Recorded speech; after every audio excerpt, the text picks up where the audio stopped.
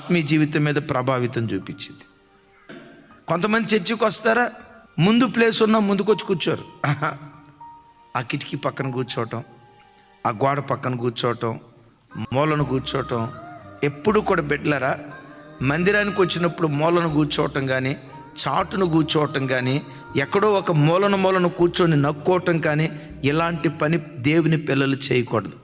ఒకవేళ ఏదైనా అపరాధ భావం నిజంగా నేను నిలుబడి చేస్తుందా, క్షమించయ్యా, ఇక మీదట నేను అలా చేయనయ్యా, నీ మందిరానికి వస్తానయ్యా, నన్ను అంగీకరించయ్యా అని నువ్వు ధైర్యం చేసి దేవుని సన్నిధికి వస్తే, ఈరోజు చెడ్డోడివే, ఆ చెడ్డోడిని రేపు దేవుడు మంచోడిగా మారుస్తాడు.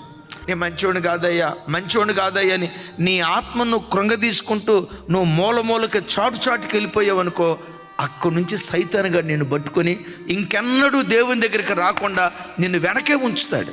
ఇంకొక మాట కూడా చెప్తాను, అగ్ని మంటలాగా దేవుని సన్నిధిలో రగిలే వ్యక్తులు ఉంటారు చూసారా, పాటలు పాడేటప్పుడు చక్కగా చప్పట్లు కొడుతూ ఆత్మలో తన్మయులే వాక్యం శ్రద్ధగా వింటూ తమ ఆత్మను రేపుకుంటూ దేవుని సన్నిధిలో హృదయమార ఆరాధిస్తారే, వాళ్ళ ప్రక్కన కూర్చో, వాళ్ళలో ఉన్న సెగ నిన్ను కూడా తాకి నీవు ఆత్మపూర్ణుడిగా మారిపోతావు.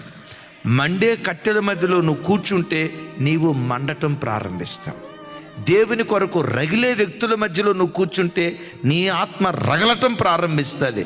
దేవుని కొరకు బ్రతకాలనే ఉద్యోగం కలిగిన వ్యక్తులతో వాళ్ళ సహచర్యం చేస్తే చాలు, వాళ్ళ ఒంటివాడిగా నువ్వు మార్చబడతావు.